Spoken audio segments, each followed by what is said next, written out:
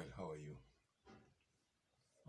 In today's video, we are going to look at a specific topic, and that topic is why are we sick?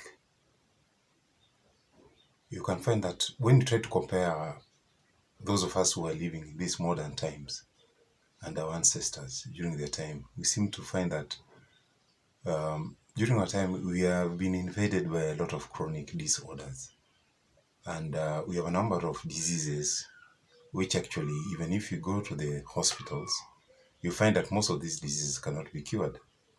For example, people suffering from cancer. It's over 70 years of research and no cure of cancer has been found.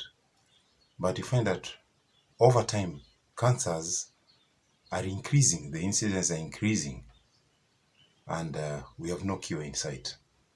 We also have certain ailments which are emerging. So many people are developing arthritis. So many people are developing diabetes. So many people are developing high blood pressure. And you find most of these people do not get cured. Most of the interventions that we get from conventional therapies are for management purposes. If you have diabetes, yes, you take the medications, your blood sugar will go to normal. But if you leave those medications, it will spiral up. Even if you take 1 year, those medications, 2 years, 10 years, if you stop them, your sugar will go up. Similarly with high blood pressure, cancer, and other diseases. So you'll find that basically nowadays we are taking drugs for life. If you leave them, you'll die. So the thing is that we are not addressing the actual root causes. What we are basically doing with the drugs that we have is we're interfering in certain biochemical processes in the body, such that those processes, if we can stop them or interrupt them, then our pressures can go to normal, our blood sugars can go to normal, and other things. We can lower the rate of multiplication of viruses, like the case of HIV and AIDS. We can decrease the amount of viruses, but the viruses are there. We've not eradicated HIV in people's bloodstream. So basically it means we've still not found a solution in the root cause of the problem. So it means the kind of intervention we have currently do not have the capacity of eliminating disease from the atmosphere. And through this then, it's very important that first we should try to analyze and find out, why are people sick? Now, when we are born by default as healthy human beings. In other words, our bodies can be able to identify any bacteria, viruses, or any other thing that is foreign in our body that can bring damage, and our body can be able to attack it or neutralize it. So your body is self-diagnostic and it can do self-repair work. So then, if your body can be able to do those functions, then there must be other things that your body requires. Your body, it requires nutrition, and the nutrition should be organic. Your body requires vitamins, proteins, carbohydrates, fats and oils, minerals, and other components which we can get in plants. Then you'll find that the human body was made such that you are made up of 50 trillion cells, and each cell is just like a human being. Every cell needs to eat, needs air, needs water. It does everything that you do. So actually in your body you have 50 trillion people or cells. And all these cells, they live in a community. And each cell in a particular area, again, subdivision in the body, if it's in the liver, those liver cells, they live in their community and they know their work. And they need food, they need nutrition. They eat like you and they produce wastes. And these wastes have to be removed out of the liver, your lungs, etc. So every unit produces wastes and it requires nutrition. So basically, logic dictates that if your body cells are not going to get adequate nutrients, nutrition, for basically giving them health and life, and also help them to replicate themselves, then basically a disease will be manifested. The other thing is, if the toxic wastes which are being produced in your body, plus those you're adding on your body, like applying chemical products on your skin, these chemicals are not nutrients, they are toxins. So as you introduce them on your skin, they are being absorbed into your bloodstream, and you're giving your immune system another job of eliminating them and neutralizing them using nutrients which are in your body's reserve store. So you are depleting nutrients from your blood, from your body store.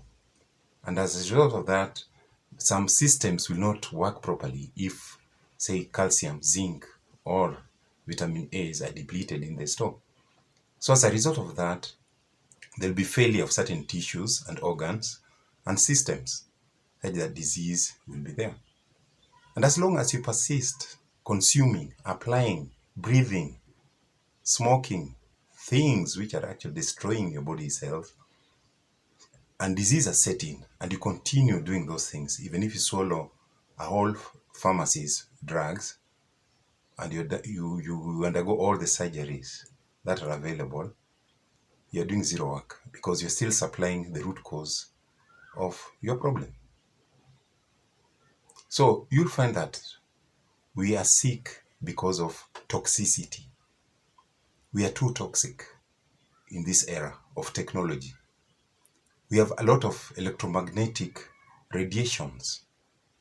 We have masks, we have phones, we have TVs in our rooms. We are being bombarded by electromagnetic radiation everywhere. Well, but that's life, the way it is.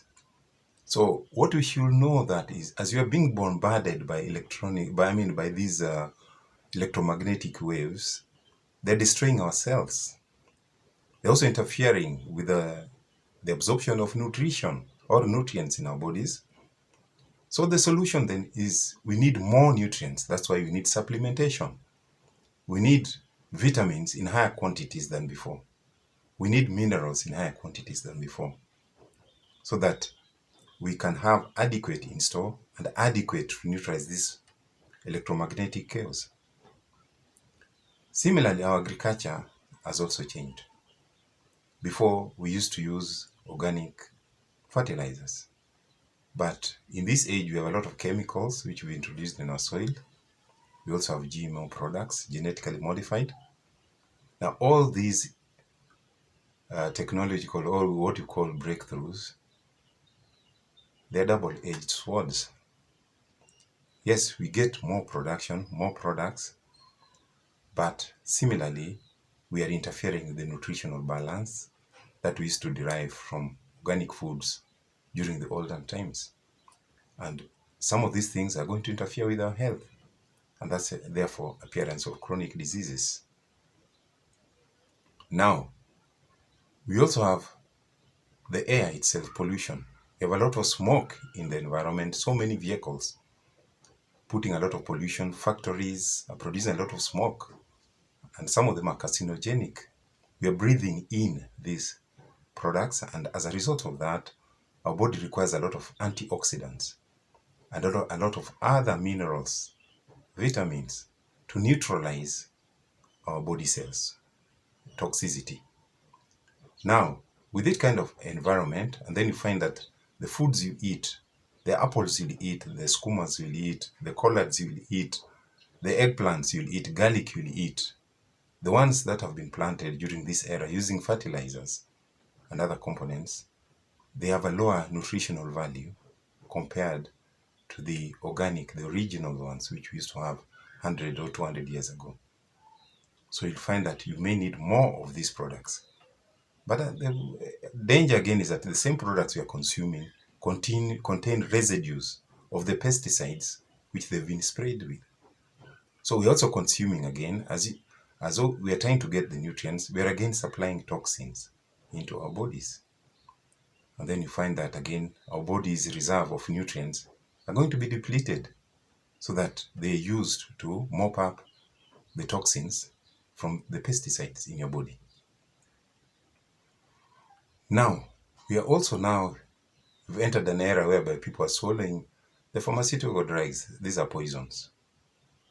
They're chemicals. They're not nutrients. If you have diabetes and you're swallowing diabetes pills, you're putting poisons into your body. But the dosage at which you're taking them cannot kill you.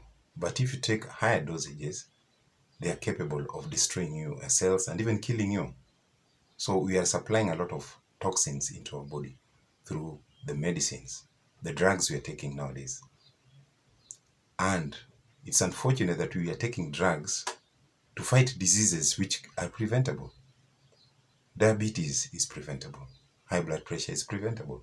Cancer is preventable. Most of these things, arthritis is preventable. Peptic ulcers, you can prevent them. How? Basically by changing the way you live and the way you think. By working on those two things, if you're going to practice proper nutrition, you do exercise, sleep at least 6 to 8 hours a day, do exercise your body, breathe clean air,